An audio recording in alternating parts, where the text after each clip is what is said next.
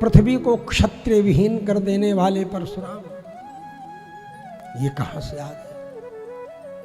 वो बहुत aggressive mode में आए हैं, एकदम क्रोधाविष्ट सुलग रहे हैं, कब भक्त से जल जाएंगे। इस भय से भयभीत ऋषि मुनि सब देखे, सबने प्रणाम किया अपना गोत्र प्रवर उच्चारण करके। राजा दशरथ जी ने भी प्रणाम किया, राम लक्ष्मण जी ने भी प्रणाम किया और फिर बोलना प्रारंभ कर दिया। सुना है तुमने धनुष तोड़ा है, अच्छा है।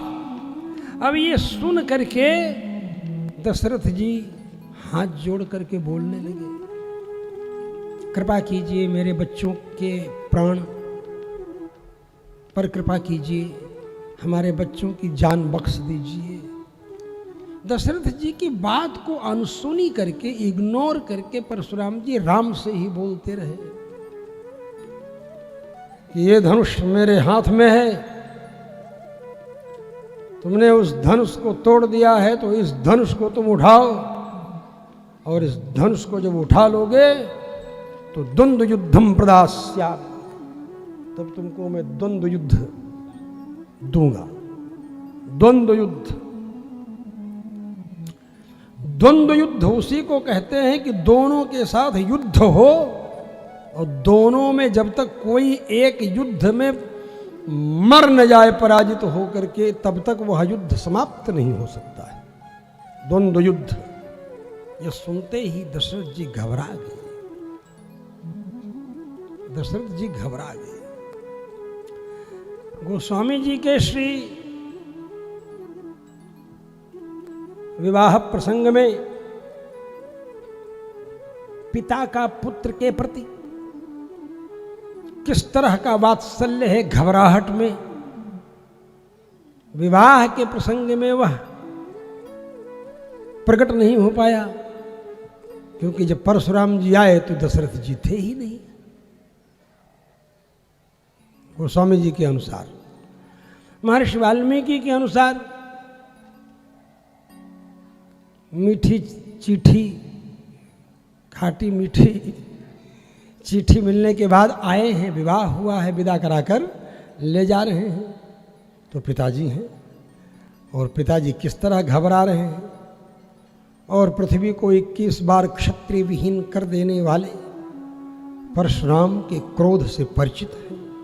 हाथ जोड़ करके दशरथ जी ने कहा, सहस्राक्षे प्रतिज्ञाय शस्त्रम प्रक्षिप्तवानसी मम सर्वविनाशाय पुनः प्राप्तोसि भार्गव। हे भृगुनंदन भार्गव, परशुराम जी, देवराज इंद्र के सामने आपने प्रतिज्ञा करके शस्त्र परित्याग कर दिया था, लेकिन आज मेरा सर्वनाश करने के लिए फिर से आप आ गए। आप मेरे पुत्रों को मुक्त कीजिए इस कष्ट से, भय से। उनकी इन बातों को अनसुना करके परशुराम जी राम जी से ही बोलते रहे, राम जी से ही बोलते रहे। राम जी ने परशुराम जी की बात सुनना प्रारंभ किया, पूरी कहानी हुई। फिर राम जी ने परशुराम जी से कहा, क्या कहना है आपको? बोले, ये दोनों धनुष एक ही साथ निर्मित हुए थे। दिव्ये द्वे धनुषी छेदे सहैव सुविनिर्मिते। दोनों धनुष साथ ही निर्मित हुए, जिसे एक को आपने भग्न किया और दूसरा आप लीजिए, धारण कीजिए, फिर हमारा आपका युद्ध होगा। यह सुनते ही दशरथ जी मूर्छित हो गए, मूर्छित हो गए दशरथ जी। राम जी उस समय दशरथ जी की तरफ ख्याल नहीं किए, सोचे कि पहले सामने आए हुए हैं, इनको पहले कंट्रोल कर लिया जाए, फिर तो पिताजी अपने आप ही स्वस्थ हो जाएंगे, जिसके कारण ये भयभीत होकर के और मूर्छित हो गए। राम जी ने खट से धनुष के लिए कहा, दीजिए, और धनुष दे तो जैसे सीडी प्लेयर में सीडी डालो तो अपने आप खींच लेता ही है, उसी तरह से देत चाप आपू ही चली गई। परशुराम मन विस्मय भयो, स्वयं धनुष चला गया राम जी के हाथ में। राम जी धनुष चढ़ा लिए, बोले धनुष आ गया, धनुष चढ़ा लिया, अब बताओ तुम्हें मारें कि तुम्हारी तपस्या को मारें कि तुम्हारी गति, चाल, स्पीड को नष्ट करें, तुम्हारे द्वारा जीते हुए लोगों को नष्ट करें, जिनको तपस्या के द्वारा तुमने अर्जित किया है। लोगों को नष्ट करने का तात्पर्य यह है कि उन लोगों में फिर तुम नहीं जा सकोगे जिनको तपस्या के द्वारा जीत लिए हो। लोगों को नष्ट करने से तात्पर्य यह है, यह नहीं कि वहाँ के प्राणियों को मार देंगे राम जी, ऐसा नहीं।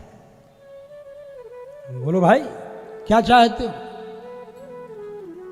तब उन्होंने कहा कि जब कश्यप ऋषि को मैंने पृथ्वी दान कर दी जीत करके, तो उसके बाद कश्यप ऋषि ने कहा विषय में न वस्तव्यम त्वया भार्गवनंदन, मेरे विषय माने राज्य में आपको नहीं रहना चाहिए, आपको नहीं रहना, इसलिए मैं महेंद्राचल पर चला जाता हूँ, महेंद्र पर्वत पर चला जाता हूँ। तो मेरी स्पीड, मैंने प्रतिज्ञा कर ली, ठीक है मैं नहीं रहूँगा पृथ्वी पर, मैं पहाड़ पर चला जाऊँगा, महेंद्रगिरी पर चला जाऊँगा। तो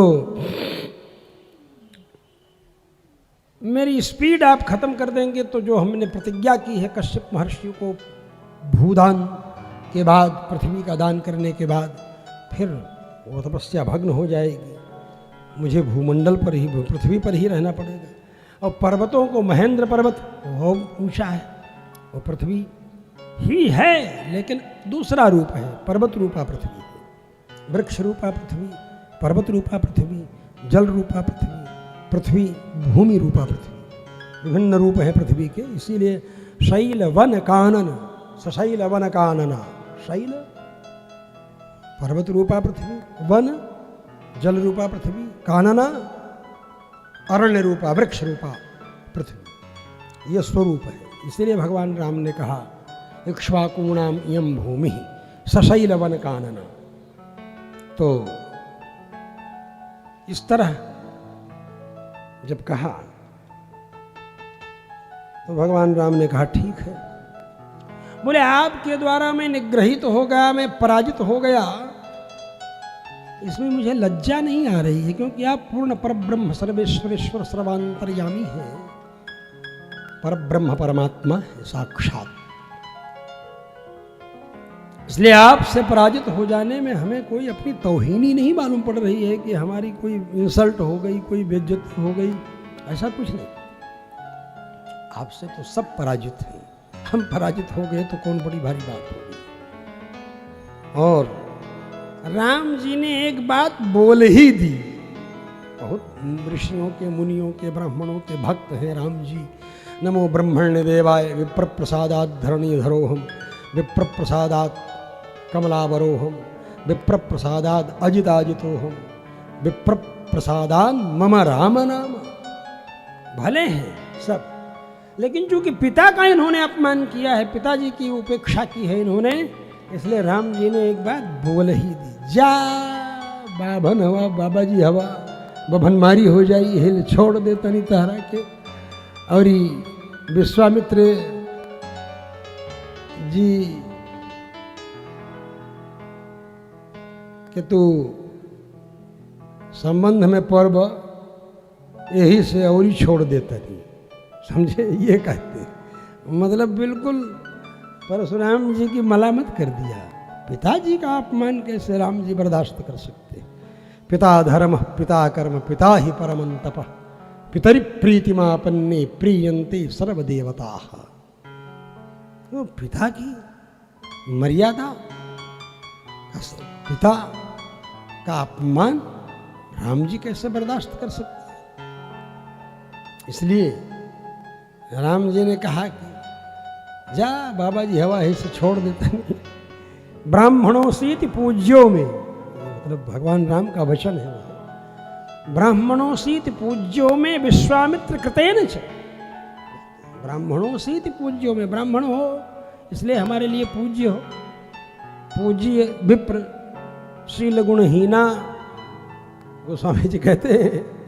इसलिए इस बात को स्पष्ट करते हैं। तो राम जी इसी बात को कहते हैं कि ब्राह्मणों सीति पूज्यों में, आप ब्राह्मण हैं इसलिए मेरे पूज्य हैं, कोई बात नहीं है। लेकिन विशेष करके विश्वामित्र कृतेन च, विश्वामित्र कृतेन च, हमारे जो बाबा थे उनके आप सार लगते हैं, इसलिए हम, मतलब विश्वामित्र जी संबंध करने के बाद इनके बाबा, जो परशुराम जी कह रहे हैं कि हमारे जो बाबा हैं उनके, परशुराम जी से कहते हैं कि, राम जी कहते हैं कि तुम्हारे जो बाबा थे जमदग्नि ऋषि के पिता ऋषिक जी, उनके हमारे विश्वामित्र गुरु जी सार लगते हैं। और विश्वामित्र गुरु जी के साथ ही हम आए थे विवाह कराने। विश्वामित्र तो विवाह करा करके चले गए थे, वहीं से अपनी जगह पर जो काम था उनका वो कर दिया। यहाँ वशिष्ठ जी थे और जाबाली गौतम आदि कश्यप आदि महर्षि सब थे ही, मतलब जो महामात्य थे राजा दशरथ जी के, और सब लोग थे। लेकिन विश्वामित्र जी वहीं से जा चुके थे। विवाह संपन्न होकर मिथिला से बारात अयोध्या के लिए चली, विश्वामित्र जी अपने राही चले, लोग अपने मार्ग में आ गए। अब भाई बक्सरे से गए थे, बक्सर आए तो कहे ठीक बा, हम संघे बारात के कहा चली, हम अपना राही चल जाई, बक्सरे चल जाई सो जाए। तो हम लोगन के जाए होकर जौना राही चाहो तो तौना राही चल जा। मतलब वहाँ नहीं थे साथ में विश्वामित्र जी, और इसीलिए कह रहे हैं कि विश्वामित्र कृतेन च, विश्वामित्र जी के भगीना के लइका हवा ऐसे तहरा के हम छोड़ देता नहीं, और ही न तो बता देले रहते। मतलब राम जी एक इशारा है भी कर देते हैं, पिताजी का आप मन कैसे बर्दाश्त कर सकते हैं राम जी। इसलिए राम जी इस तरह कहते हैं।